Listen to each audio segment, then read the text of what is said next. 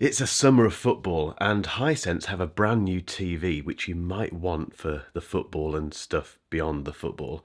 This is the U8N. I want to know, one, is it better than the U8K? And two, should you buy it? Let's find out.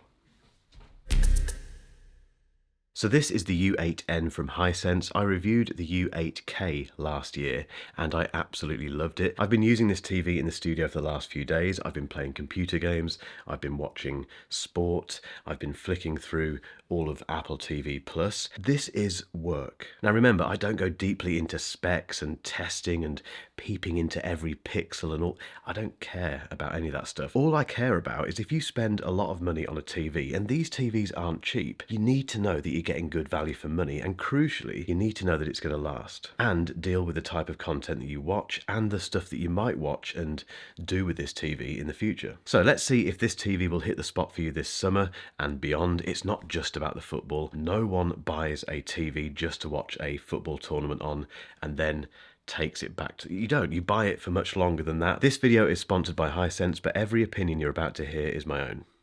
So this is the 65-inch version as mentioned earlier, but you can get it in 75 inches as well. It's powered by the High-View Engine Pro, which is the same as the U8K, and it's a mini LED Pro panel. It's got full array local dimming with 1600 zones on the 65-inch version and 2000 plus zones on the 75-inch version. It's got 3000 nits of peak brightness, a low reflection screen, HDR Dolby Vision IQ, HDR10 Plus adaptive, an AI picture and AI sports mode, dynamic tone mapping Pro, and quantum dot color. In terms of UK pricing, I have it here. The 65-inch version is £1,799. The 75-inch version is £2,399. And if you buy the U8N between the 26th of June and the 13th of July, you'll get a free 40-inch QLED TV. It was such a breeze to get set up as well, thanks to two things. The first thing is the U7 Smart OS, which is very, very easy to use. And secondly, it has Wi-Fi 6E support. So if you do have a Wi-Fi 6E router, it can take advantage of that.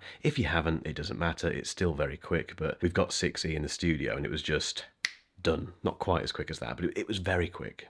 Let's talk about the design and the build quality very quickly, because you're spending a fair bit of money on this TV and, well, you need to feel like you're getting a lot for your money, and with the U8N, you do. This is a really nice looking TV. The bezels are nice and thin. The base I'm a big fan of because it's not too wide. They've made it smaller than the U8K, which was a bit chunky, the base on that TV. This one is just a bit more compact, but it definitely feels more premium compared to the U8K, and a very quick shout out to whoever got this over the line. USB-C charging for the remote. There's no batteries, which means one, there's no annoying battery compartment, and two, there's no chance of you sitting there and thinking, oh, I need batteries, and then having to go and get batteries from the shop because everything else in your life charges via USB-C. Oh no, you can see the key light. That's not the TV, that's my... there we go, it's gone. I'm probably making way too big a thing of this, but it's those little things that make all the difference with these ownership experiences. And it has another trick up its sleeve. That is a solar panel. No, honestly, it uses the ambient light in your room and I guess the sunlight coming in through the window to keep this thing charged and to protect the battery, and I guess to save the planet. Okay, not by itself, but it has had a Red Dot Design Award based on the fact that it is very, very consumer and environmentally friendly. So along with that new center stand, which is smaller and sturdier than the previous version, we have a brand new audio setup on the U8N. And that's definitely had a positive impact on the sound performance. But first, let's talk about the picture quality.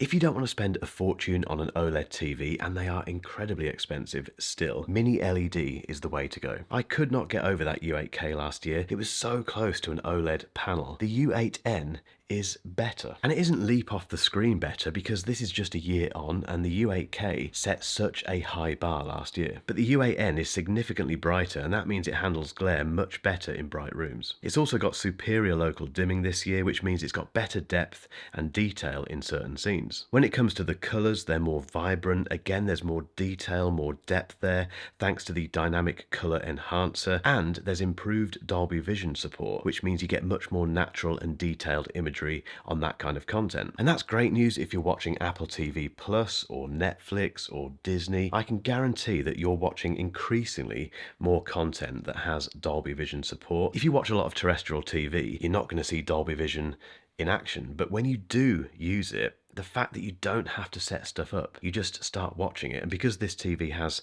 Dolby Vision support, it just sorts the picture out for you. It's so easy and it looks amazing. And for the TV geeks, I've made a note of this because it's very important, I know. In very aggressive local dimming scenarios, you get better shadow detail on this TV. Going back to the non-HDR, non-4K stuff, the upscaling on this TV is very good. And the key thing is you don't lose the brightness. I've seen other TVs with standard definition content where you do lose some of that brightness. That's good news if you watch a lot of EastEnders. Now, if you want to, you can dig very deeply into this TV and change settings like white balance and all that stuff. That's all in there if you've got the brain power for it. I don't have that these days, which is why the picture modes are, well, they're just very welcome. And it's got all the settings that matter, so filmmaker mode, standard obviously, sports, dynamic, cinema, they're all there. And even the energy saving mode doesn't impact the picture, so it's not one of those ones where you turn it on and the screen darkens or just looks a bit rubbish because you're trying to save the planet, like, you know, that remote. It looks just as good as normal, but it is saving energy, which these days we all need a bit of that. There's also a new Freely app, which is basically terrestrial TV for free. Although make sure you're paying your TV license, guys, if you're in the UK, for the BBC and all that sort of stuff. But the point being, all you need is Wi-Fi. This obviously means that you can watch TV anywhere. Aerials really are a thing of the past with the U8N, and that means the Euros garden party is a reality. Just connect it to your Wi-Fi and immediately you get access to this very well designed, and that's unusual in the land of TVs because a lot of TV manufacturers tend to get this kind of built-in TV browser completely wrong. Hisense hasn't. Hisense is the first to bring Freely to the UK, and I'm glad they have. When it comes to audio, that new speaker array has made a difference. It's definitely got more bass response than the U8K, and it's wider. It's got a wider sound stage. It has to be AI, doesn't it? Artificial intelligence basically creating a make-believe surround sound system for you, which is specifically tuned for sports. So if you're watching football, for instance, it sounds like you're there. You can hear the crowd all around you. It's very, very impressive and perfect for the Euros. However, we need to talk about gaming.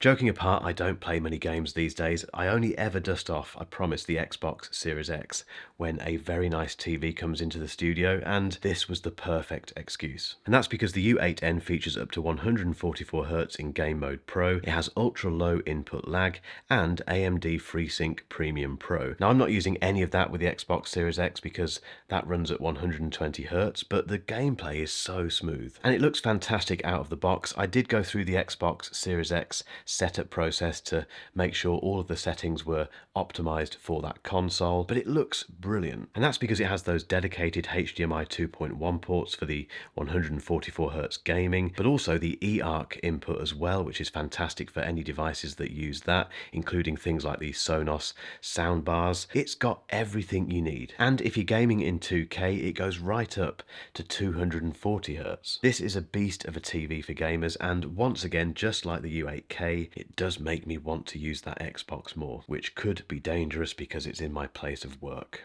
Right, conclusion time. And I do not envy TV manufacturers at all, because every year they have to come up with a new version that's better than the previous version. That's not easy when the previous version was so good. And that's the case with the U8K, and let's be honest, you're not going to go from the U8K to the U8N because who keeps their TV for a year? The good news is, if you're in the market for a TV, a 65-inch or a 75-inch TV, and you do not want to spend OLED money, I don't blame you.